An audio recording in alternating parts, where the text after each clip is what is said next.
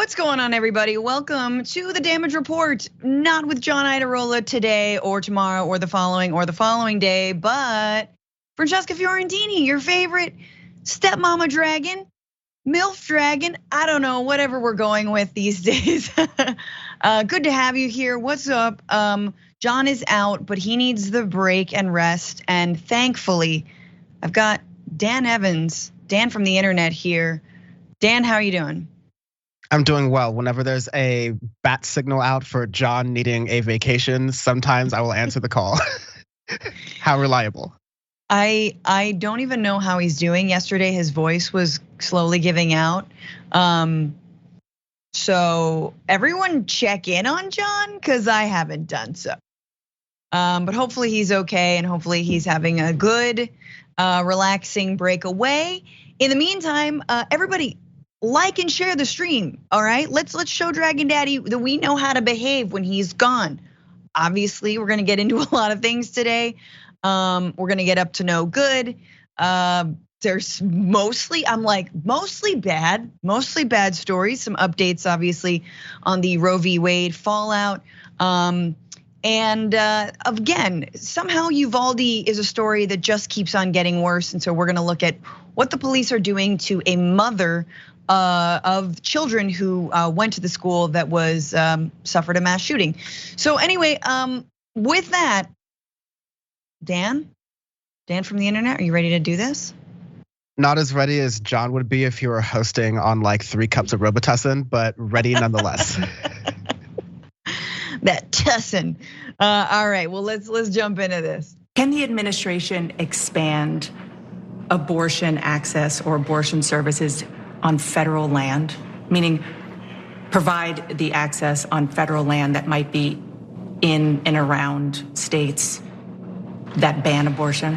I think that what is most important right now is that we ensure that the restrictions that the states are trying to put up that would prohibit a woman from exercising what we still maintain is her right, that we do everything we can to empower women to not only seek, but to receive the care where it is available. Is federal land one of those options? I mean, it's not right now what we are discussing.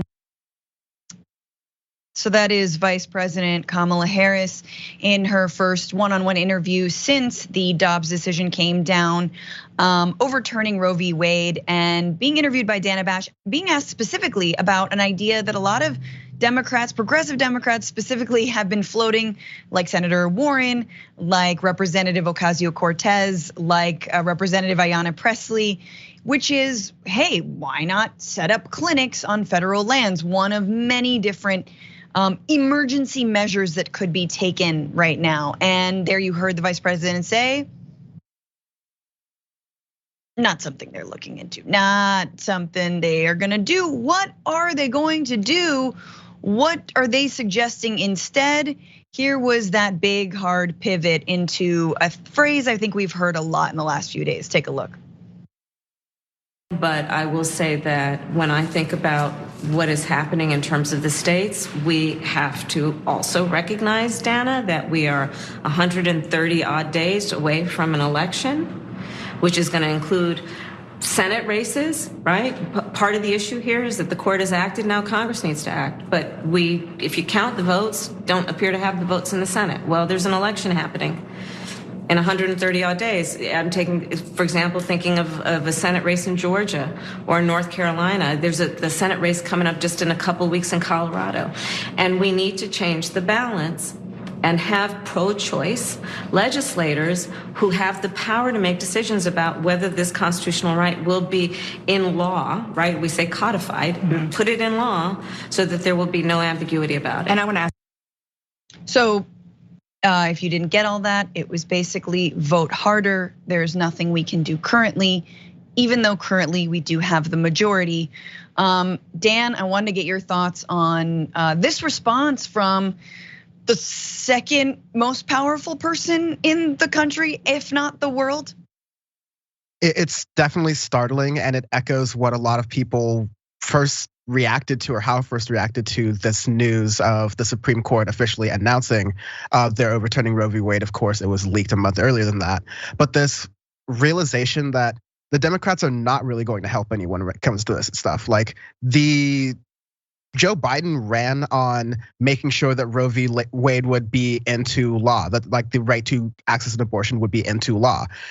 Okay, whether that was possible or not, Joe Biden should at least acknowledge that he ran on that campaign promise before asking for more votes again, because he got a lot of votes presumably on that and a lot of other things. But Democrats need to show they're willing to fight and willing to act right now. The part about, oh, well, there's a Senate race in Georgia coming soon. There's a Senate race all over here. Well, there are not Senate races in states like Indiana with Joe Donnelly, or Pennsylvania with Bob Casey, or West Virginia with Joe Manchin. These are all senators who are Democrats who have no interest on doing anything as it relates to abortion.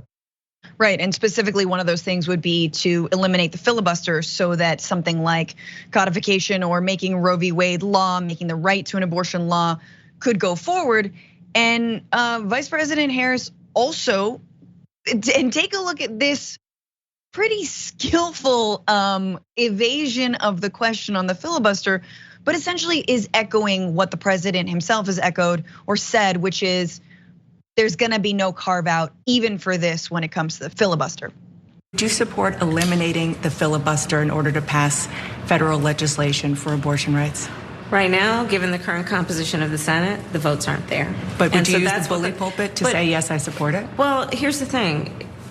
I understand why you're asking the question, but the reality of it is, we don't even get to really answer that. As the vice president, as the president of the Senate, do you have a position on, I know you don't have a vote on it, but do you have a position on whether the filibuster should be eliminated? I think the president has spoken on that issue. And well, he said and more, he kind of left the door open. Is this where he was leaving the door open to? I think that he has been clear about where we stand on this issue of reproductive health and what the president and our administration have within our toolkit to do. And so far, that's what we've been pursuing. Oh, I watch that and I see the shortest leash, the vice president being held on just a short little like, you say anything, you're gonna be pulled back. You can get like you can tell she may want to say more. Yes, I believe in amending the filibuster. Yes, I believe in changing the rules. These arcane, ridiculous parliamentarian rules that are holding back progress on this and so many other issues. But even if she weren't, I feel like she's not making a convincing case that the executive branch is doing all that it can. I don't know, Dan, what were your thoughts on that sort of evasive answer? I'm really happy that Dana, and I mean, as long as people like Charlemagne the God even are pressing Kamala Harris on questions that she's dodging, then I'm glad that at least Dana Bash is doing this as well. But I'm glad that she pushed her into a corner and saying, okay, as the president of the Senate, as the vice president, what is your opinion on doing all these things? Right. And I thought the Democrats understood this game. One of the only smart things I really think Pete Buttigieg just said is that Democrats will be attacked whether they do the thing that fights for people or whether they don't do the thing that fights for people. So I think that Kamala Harris is still playing this game where, okay, as long as I don't say that I'm going to buck Senate rules or even acknowledge the fact that with what's going on with Jeannie Thomas and Clarence Thomas, there's a legitimacy crisis with the Supreme Court right now. To not acknowledge that from one of the highest statues of the executive branch, one of the three branches of government that theoretically is supposed to check the other two. Yep. I don't know, it screams of what people fear, but unfortunately understand, was that Democrats are not equipped or even willing to be equipped to do any major thing to protect abortion rights in this country, with the exception of a select few Democrats who are speaking out. Right, and she's not even willing to call out the powerful. Anyone else, which it's so clear what this extremist Supreme Court has been anointed to do, like how they've been fast-tracked into their positions to do, and here we see it. And she starts off this interview even laughing about that, which I gotta say, the vice president's like sort of nervous laughter is one of the most, not just unappealing, but something that instills such little confidence in her or the president, or that anyone is taking this seriously at all. And so there's that. And the one thing she did say, we could throw this up, she say they're looking into possible vouchers travel vouchers specifically for women to receive abortions. Now, I just wanna know, we noted this yesterday on the show, that defending the right to travel is the barest of the bare minimum you could be doing at the moment. But hey, I think when it comes to this administration, it feels like they're much more comfortable with words and wishes that your heart make when you're fast asleep, which is also a line from Disney, but I feel like these guys kind of like echo it. So there is that. I also just wanna say, in terms of the Senate is important. I don't think any progressive is downplaying how critical it would be to make gains in the Senate. But the GOP only needs to flip one seat in order to have the majority, one. And not only do Democrats have to hold on to all of their seats, we have two essential Republicans as senators, Joe Manchin and Kyrsten Sinema. So again, you could see how very fragile things are. So again, I'm not saying that it's not important to hold on to Senate seats. I'm not saying it's not important to bring out the vote to defend Raphael Warnock's seat. But you look at Warnock, for example, who runs on $2,000 checks, they're only $1,600, who runs on all of these promises around voting rights, around racial justice. Has he been able to get anything of that done because of the Democratic leadership? No. And at the end of the day, like, you're one person. We're always talking about these one or singular political actors, but politics 101, get elected, do things you said you're going to do so that you can continue to keep power as long as the term limits allow for. The Supreme Court does not have term limits. The people in the Senate have some of the longest term limits of anyone in elected office at like 6 years or so.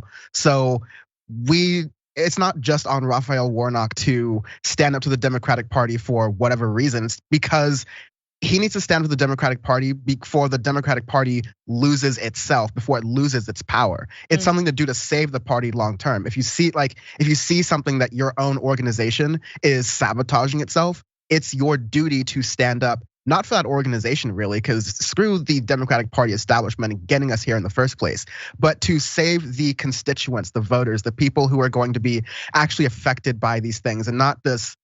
I actually had to mute myself when I screamed hearing Kamala Harris use the phrase vouchers after remembering the primary when she was talking about, oh, if you are middle class and you're working and you went to college, then you can get this special program for qualifying to have your student debt, or like any of these other things. Like, I'm so sick of this like means tested crap, as opposed to actually not making America a laughingstock in the rest of the world as far as our backwards laws go. I'll leave it there. If you make between $18,000 and $21,000 a year, but have no dependents and also drive a Nissan, you could get a voucher to travel for an abortion, but only to certain states. On Tuesdays. On Tuesdays, of course, today.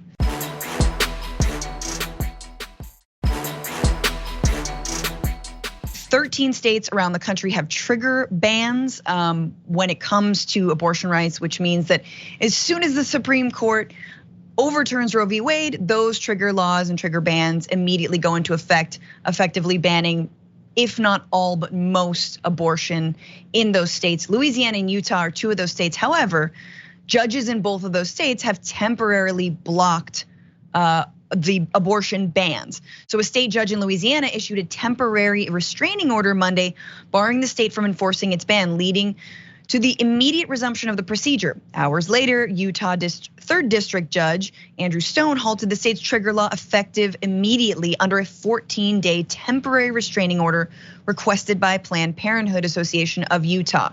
So you've got 14 days in Utah. Let it be known, shout it from the rooftops. If you know, maybe just see, I don't know, maybe you are pregnant, even if you're probably not. Obviously this is a last ditch measure and effort, and it's very good that Planned Parenthood and others are, again, this is the importance of utilizing the courts, the importance of actually clogging this stuff up in legal proceedings, but 14 days is nothing. And this will only protect people who were immediately seeking abortions and were denied.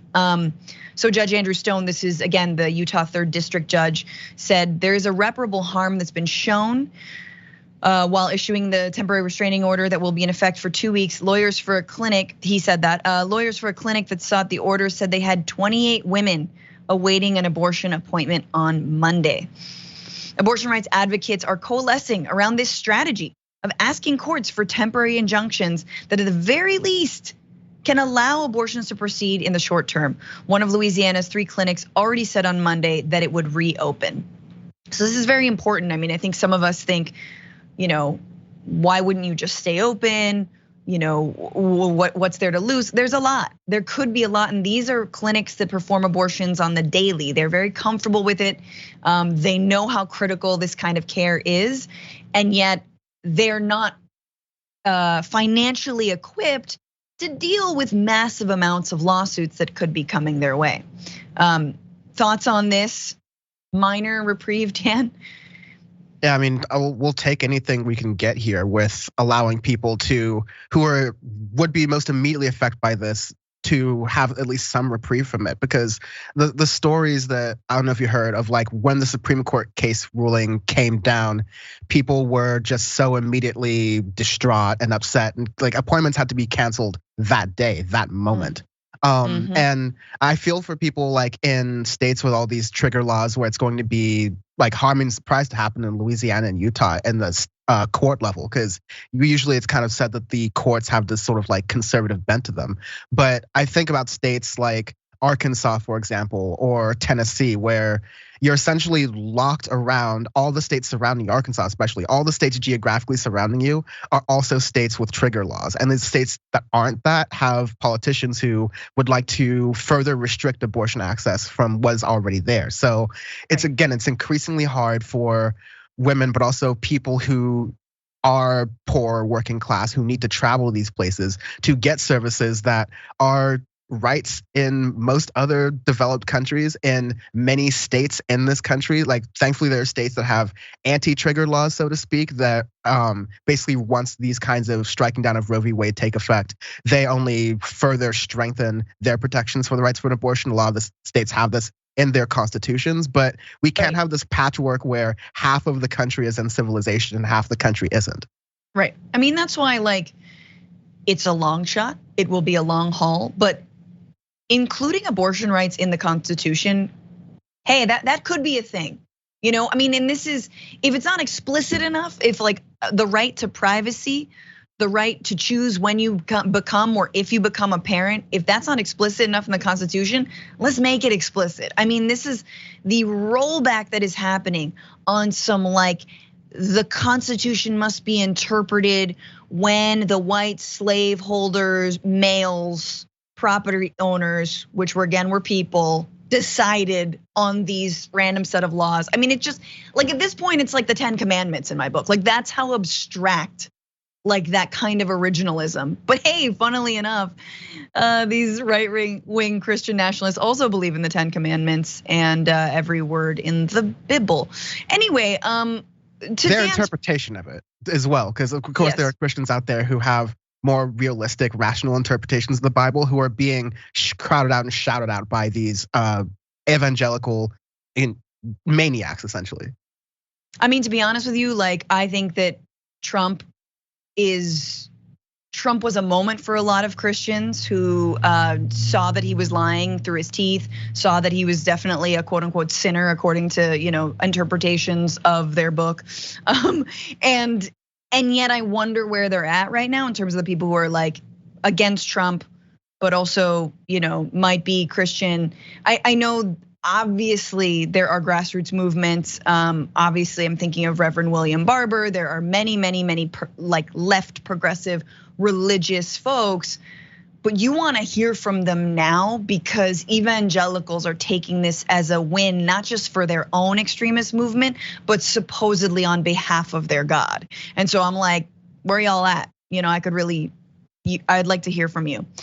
I did wanna just mention that there is Meanwhile, there's a rush on contraceptives. So CVS and Rite Aid are now rationing emergency contraceptives after demands in spikes. CVS said it will temporarily limit the purchase of Plan B and Aftera to 3 packs per customer. A spokesperson said Monday, while the drugstore chain has, quote, ample supply of the products both online and in store, the cap is meant to ensure equitable access and consistent supply on store shelves. Rite Aid is also limiting purchases, to 3 per customer, a spokesperson said Monday, also citing rising demand.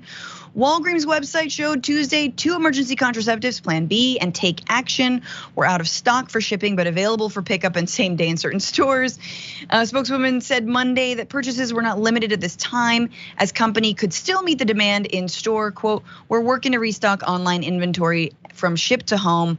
The grocery store Kroger notes on its website Plan B is not available and that in-store stocks are low. Meanwhile, the price of tampons through the roof. Also, scarcity there, scarcity in baby formula, scarcity in Plan B. Funny, all the things that women need generally for their reproductive health. But this limiting of 3 per person, I don't know. I look at that and I actually think that might be a good idea. Dan, am I wrong? Should you just be able to like just grab it? I mean, people are just giving it out to their friends anyway. So yeah, I'm a little bit mixed on here because I'm pretty sure like all of these pills will be used for people's reproductive health, which people should have the freedom to do. But I mean, in situations like when COVID started, when we had limits on how much toilet paper you could buy at one time, it was for a reason. It was to make sure that more people could have access to it.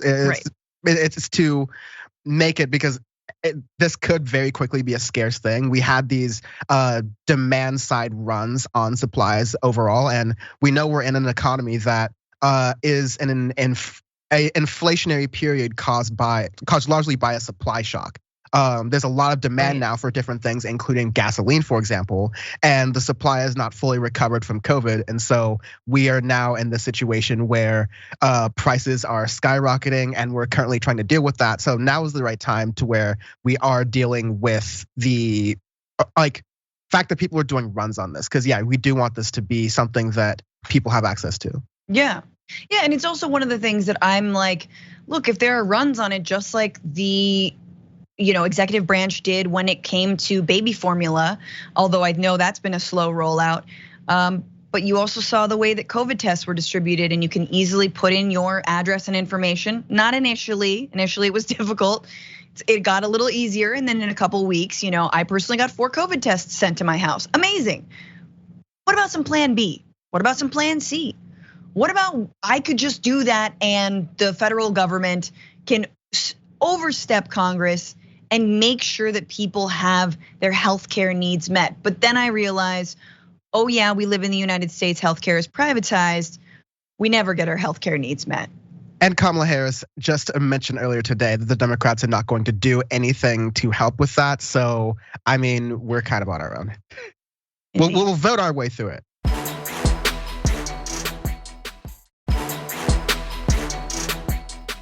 All right, back on the damage report. Francesca Fiorentini here with Dan Evans. We got more news to take you through this Tuesday. So let's get into this next related story to abortion rights. Instagram is not only been taking down images of women breastfeeding, of course, for a very, very long time, because somehow that's inflammatory / gives life. But now they're deleting posts that have to do with abortion rights and the abortion pill. Instagram has deleted some posts and limited at least 2 hashtags related to abortion services, according to some of the platform's users, and warnings that have been added to certain topics. The platform also briefly suspended and then reinstated an account belonging to an abortion services local platform. Unlike normal searches on Instagram, searches for, quote, abortion pills and mifepristone, a popular abortion pill, on Monday did not immediately yield results. On the hashtags for the same terms, a message was displayed that recent posts with the tags, quote, are hidden because some posts may not follow Instagram's community guidelines. What are those guidelines? You're not allowed to spread information about healthcare, about now that we have a Christian nationalist Supreme Court that's taken away our rights. We're not allowed to share that information. It's almost like big tech should be broken up and we shouldn't have censorship. And this is the actual censorship, not the stuff that the right wing or Candace Owens or other people who consistently get the #1 post on Facebook are talking about. So a little bit more on this, Dan, before I could get to you. The limitations placed on the hashtag means the most recent posts with the tags, which are usually found in a separate tab, aren't available for users to see. So for anyone searching for up-to-date information on the hashtag pages, that means they will have to scroll through older, more liked posts first, including anti-abortion posts. Tech News website Motherboard reported Monday that Facebook, another Meta-owned platform, is also restricting certain posts about abortion pills and resources. Abortion access platform Abortion Finder said its Instagram page was suspended Sunday morning. Fun. Oh, good time to do that. Tight.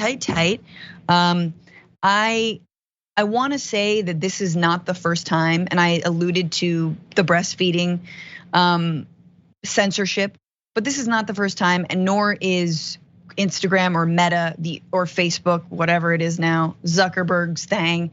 They're not the only ones that do this. Of course, YouTube, Google, what we're on right now. If you put abortion in that headline, your video will be demonetized. These are tech companies who at a time of need, they may be pledging to help their own employees get access to healthcare, but they are actually limiting the speech on spreading that information to people who might not have the luxury of working at one of their tech companies. Dan? Yeah, so much there. So like just for those employees, by the way, because of the American healthcare system, that further ties those employees to working at those companies because, oh no, you lose your job, you lose your reproductive rights. That's just a wonderful secondary aspect here. But then you look at these companies and what policies they're putting in place. And it's so funny to note that all the Republicans who cry about big tech censorship and how the left is constantly censoring what they're allowed to say, while at the same time they are dominating their platforms and constantly 6 to 8 of the top 10 most shared things on Facebook on any given day. This is actual censorship of people's trying to communicate how they can protect their rights. I mean, I think trying to put myself in a business sense here, Meta is trying to shield itself from legal repercussions of potentially operating in states and having this stuff on their platforms. But this is why, to get nerdy for a moment, why Section 230 exists, why these social media platforms are not supposed to be legally responsible for what their users do. So they could just take a laissez-faire approach and say, oh no, we're just gonna let our users do what they want to as long as they're not, causing any harm or breaking any laws, so to speak. And I think you can get careful with what you do on a state by state basis. We know these social media platforms know how to do state targeting. So there's so much that these companies could be doing, but Meta especially is cowering to the right because they have such an influence in advertising and lobbying in Washington, D.C. that's their goal right now, is to get on good graces with people in Washington on the right and the left, but especially the business favored right. So when it comes time for people to even come near the idea of breaking up big tech monopolies, there are enough people on Facebook's side and they can't look at Meta and say that, oh, they're pro-abortion or anything like that. That's not an arrow they have in their quiver. It's strategic, but it comes at the cost of reproductive rights. Yes. No, I think that's a really good point that they try, and I mean, again, you can't be neutral on a moving train. Corporations try to stay neutral, but we ultimately know, and this is what I'll push back on, that they're not, because we know they make bank on the right wing rabbit hole algorithm. They make bank on conspiracy theories. And I can't help but think of that recent pandemic we're still living through, COVID-19. How long did it take for those posts about all the fallacies around COVID-19 not being real, around taking ivermectin, or yeah, you should drink bleach, or whatever it was? What did we talk about? Some kind of silver that I somehow learned yesterday that people were ingesting and died. Like, it took so long for companies like Meta, companies like Google to actually put up warnings not just take down, but put up warnings about like correct vaccine information. And so I wonder why they can't also do that here. I do want to let's give Meta a chance, okay? So Andy Stone, who is the communications director, writes that content that attempts to buy, sell, trade, gift, request, or donate pharmaceuticals is not allowed. Content that discusses the affordability and accessibility of prescription medication is allowed. We've discovered some instances of incorrect enforcement and are correcting these. So admission that some of these groups that have been barred from posting, like a group actually based in Texas called Plan C, who's giving information about the Plan C pill, as well as some of the others we mentioned, that they're being, that's being rectified. But again, like this is, they're so quick to take this kind of information down, and yet everything else can stay up. And I just wanna button this up by saying, like, look, I have a podcast, I have a YouTube channel at Franny Fio, follow me. But that's the woke thing to do right now. So I can't put abortion in the title without my YouTube video being demonetized, right? Or limited monetization. That means you can't run ads on that. Great. So I avoided that, right? So then I go to my video and I press play. What's the pre-roll ad I get? It is a dude well into his 30s going, so I'm an abortion survivor. And come to find out, they're running anti-choice ads on my video that I'm not allowed to say abortion on. So they're making money from anti-choice organizations while at the same time preventing information from being spread about actually what's going on with our rights. You can't make this stuff up. Oh no, but they are constantly censoring conservatives. It's conservatives that are constantly in trouble on these platforms. It's ridiculous. Oh yeah, no, the real victims, real victims. All right, we got to take a break. We'll be right back after this.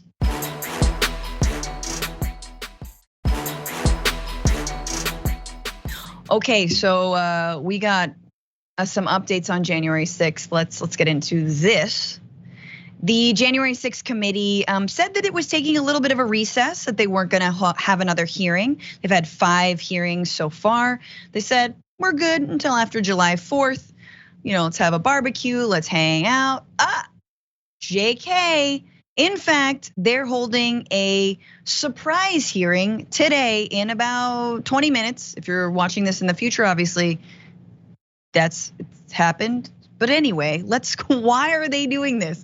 Why are they coming out of recess? It's like they're doing more work than Congress normally does. Usually going on break whenever anything important happens. But here was a tweet yesterday. It's official, the tea is spilled. This is the first emergency hearing of the January 6th committee, and they promise to reveal newly obtained evidence. I did want to note that since the hearings have started, the committee said that they've been inundated with lots of new evidence. This might be part of that, it might not, it is unclear, but we think we know what this is about, which is about a new documentary on Discovery Plus. Sorry, I've just had to, somehow I think we all have to buy Discovery Plus right now, because the news comes as the House Select Panel has been examining footage from documentarian Alex Holder's upcoming 3-part Discovery Plus documentary, Unprecedented, that had access to Donald Trump and the White House at the time of the insurrection at the US Capitol. The committee, which met last Thursday, only said that Tuesday's hearing is to present recently obtained evidence and receive witness testimony. A source tells Deadline, however, that the hearing is almost certain to include footage from Holder's doc, which the committee only recently received within the past week. They were trying to find their login to Discovery Plus. It was a whole thing. There was lots of like underscores and capital letters and numbers, and it was weird. And they shared the login, and then they finally got it. And then I they could see it. I heard that someone had to call their mom for the first time in a couple months, and they had a long conversation about keeping in touch. But eventually, they got the password. Totally, they were like, "Mom, 3rd drawer down. It's a notebook. You write everything down in it. It's probably the same password you use for everything else, and that's why you get phished all the time." Anyway, what is interesting about this documentary, and we covered this on the main show last week, but so Alex Holder actually had the full consent of the Trump family and White House to do this documentary, which is generally in the past how they've gotten burned. But again, a family of Fredos never learns. They basically love collabing with the feds. This is just them being like, yes, I kill people. No, obviously that's a mafia reference, but so Holder said that he received unparalleled access and exclusive interviews with Trump, his children, his son-in-law Jared Kushner, and Vice President Mike Pence. CNN reported that Holder's attorney, Russell Smith, said his client cooperated with the committee because there were inconsistencies in statements made for the documentary and those told to the committee. So, are we lying under oath, perhaps? Could it be Satan? I'm sorry, I've got a lot of old references today. There's a lot more which I really like. So, what appears of interest to the panel is whether Trump and his children had planned to somehow stop the certification of the election on January 6th, a potential violation of federal law, and to force a contingent election if Trump lost as early as September. Among the conversations captured on film was with Eric Trump. Ooh, Eric getting a little starring role, getting a little cameo on the phone. Eric Trump on the phone to an unidentified person saying, according to one source familiar, hopefully you're voting in Florida as opposed to the other state you've mentioned. Now, that is not actually about overturning the election, but it does go to show that pretty much every Republican has a separate residence in Florida. We know this, Steve Bannon, Donald Trump himself. Everyone's like, oh, I live in a blue state, but I vote in a red state. Because when you've got money and you want political power, that's what you do. 2 homes.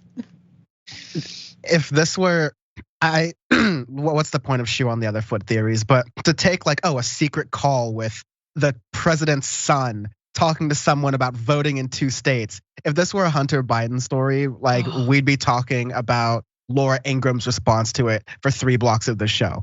But like, I'm really happy that we are getting this stuff from this documentary. I love that these hearings are very thorough. I think they're starting to have.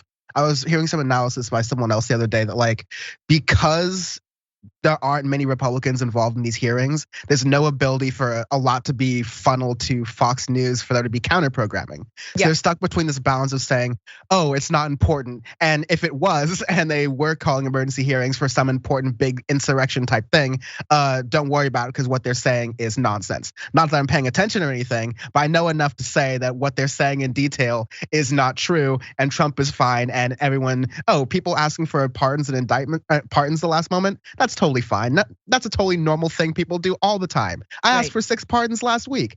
Just relax.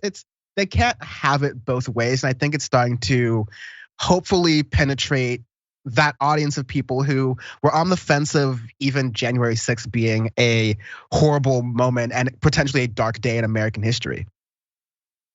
I really wish I could cue up the video of Eric Trump crying at the Biden inauguration. It is one of the videos I have on my desktop that I go to when I am sad. And then seeing him cry makes me happy. Do you guys have those videos? It might be like a cat video. For me, it's Eric Trump crying. But I also feel like the entire family was upset because they knew everything that they had done to illegally prevent that inauguration from going forward. It's not just Eric Trump. It is Ivanka Trump, who, remember, to the select committee, to the January 6th committee, said that she was convinced by Bill Barr, former Attorney General Bill Barr's statements that no, Trump had lost the election. She says, yeah, that convinced me. But it seems like that this documentary is showing otherwise, that she actually was not convinced. And here's the thing, you only speak off the cuff and openly with a documentary filmmaker. 2 things. One, you're an idiot and you somehow think this filmmaker is on your side, and that you somehow think good documentaries are just when like an American flag is billowing and then like an eagle passes and then you're like, yes, we stole the election because America, and you're like, yay, that's a great doc. Because you don't watch docs. You don't know what a documentary is. You don't, so that's one. But number 2, they thought they could do this. They thought they could pull this off. That's the only reason they would openly speak to someone, to a journalist effectively, about what they were doing, is because if they thought that they would be reinaugurated, they would be staying where they, put, they wouldn't have to move all of their crap out of the White House.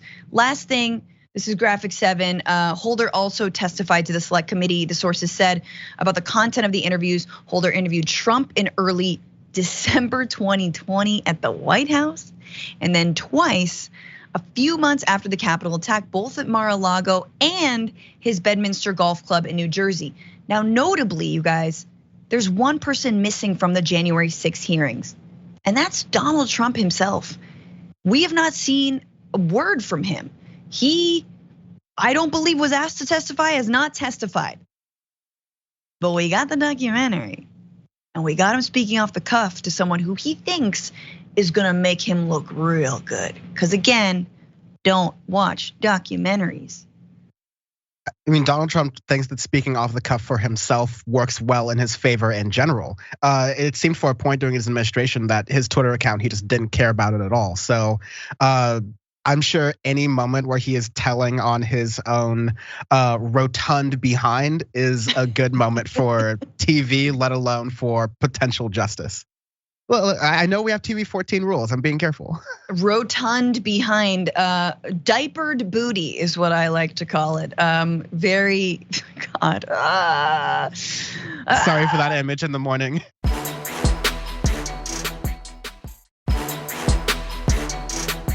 "46 migrants were found dead in the back of a trailer in San Antonio on Monday. 12 adults and 4 children were taken to local hospitals with heat-related injuries. San Antonio is a major hub, being about 150 miles from the US-Mexico border. It is a major hub for smuggling of people trying to make their way into the United States. This trailer tractor was found when a city worker at the scene on a remote back road in Southwest San Antonio was alerted to the situation by a cry for help shortly before 6 p.m. Monday. Police Chief William McManus said other officers arrived to find a body on the ground outside the trailer and a partially opened gate to the trailer. The death toll again includes 22 Mexicans, 7 Guatemalans, 2 Hondurans, according to Mexican Foreign Minister Marcelo Ebrard. At least 16 people have been hospitalized, including 4 children. So there were even more people than who, not everyone had passed away.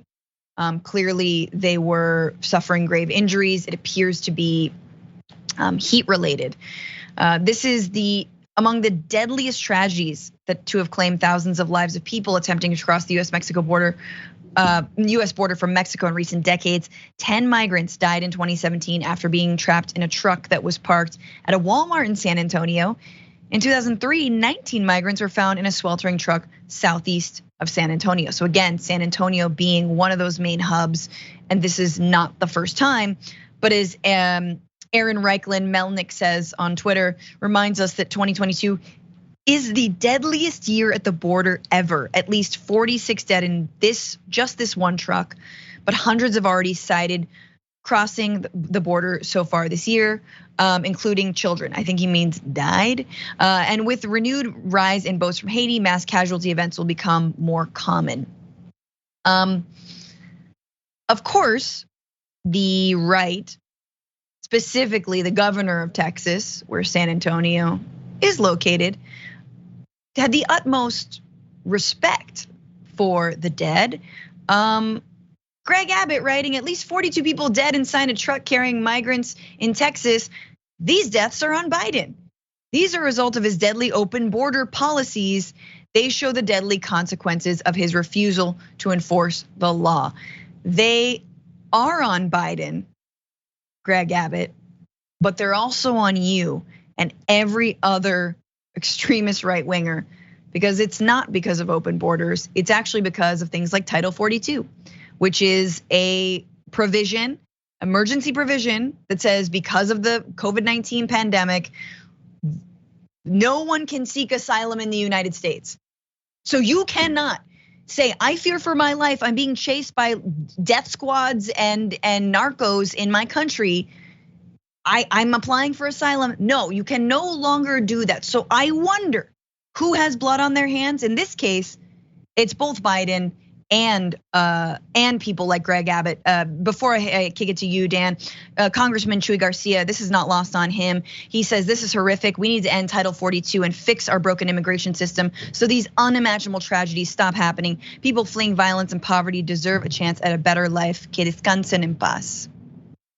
Thoughts on this? Those were good remarks from that guy. It's such a tragedy to see these things happen, and it's so disgusting to hear people like Greg Abbott. He's very quickly to quote unquote politicize this. For example, if this were a mass shooting, he'd say, "Oh wow, 42 people have died, and I'm tweeting about politics, or I'm tweeting about someone else like 2 hours afterwards. Oh, what about the families? Let's just talk about the families." But no, this is immigration in Texas, so then he can talk about and rapidly politicize it. But Biden's open border immigration policies, not even playing with that. The immigration policies is more or less not changed under the Trump administration. Like you were saying, Biden's timid sort of like trying to take away Title 42 was struck down in the courts. And then Biden didn't really want to fight back anymore because he didn't want to trigger Republicans and, using immigration to add to their already culture war disaster that they're using to rally up their base for the midterm elections that are coming up in just a couple months. Right. So yeah, this all stuff is from Greg Abbott. And Greg Abbott, the kind of guy who said, I'm gonna start busing immigrants to Washington, D.C. to make a point. He doesn't care about human life. He doesn't care about the reason these people are coming from countries and seeking refuge. This is no longer an American internal immigration crisis. This is a crisis of 50 years of failed neoliberal policies in Latin and South America that are coming home to roost right now. These are bigger issues that people like Greg Abbott, people like Joe Biden even don't want to address. I think that's a really good point. And thank you for reminding us that there was an attempt to overturn Title 42, but then once the courts blocked it, they just was like, okay, that's fine. No, that's good. Meanwhile, this is like continues to be one of the most deadly years for migrants crossing the US-Mexico border. And the other thing that I'm reminded of is the ways that, DHS operates under the federal government. And yet ICE, which operates under DHS, is effectively a runaway like extremist organization that operates on its own terms. But if you had a president, if you had a federal government that wielded any more control, I would like to see that institution de-radicalized so that these kinds of incidents stop happening. Because it is incredibly devastating. And we do think of the families. That does it for this hour, but there is more on the other side on YouTube. Go there. See you.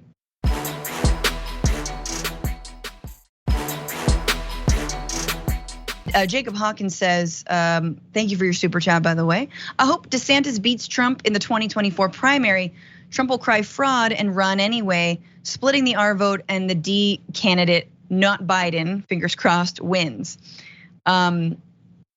Two things on that. I did see a poll, like I was on a website and it was like, who do you think will win in 2024? Joe Biden and I was like, Donald Trump, Ron DeSantis. Oh, snap. Even the online polls are asking for DeSantis instead of Trump. I don't know. Yes, I agree. Anything to split the Republican vote. DeSantis is obviously heinous himself. Need I say more? Writes, vouchers call on you to prove on paper what you don't have. However, some don't have the ability to provide that. That is part of poverty. It's also what happens on paper. Need I say more? No, you don't need to say any more. You explain that very well. The amount of bureaucracy that low-income people are strapped with in order to prove that they can qualify for certain programs is just insane. That's basically what a lot of social workers do, is just help people navigate that bureaucracy. Joe Schmo, let's apply the pro-gun arguments. Laws aren't going to stop people getting abortions. We shouldn't ban abortions. We should ban abortion clinics from having doors so no one can go in. I love it. Yeah, we should get abortion-proof backpacks. Severin71, I just want to say that Francesca has excellent diction and pacing with her speech. Thank you. I do it on purpose so you don't fall asleep. I raise my voice and lower my voice. I change the cadence.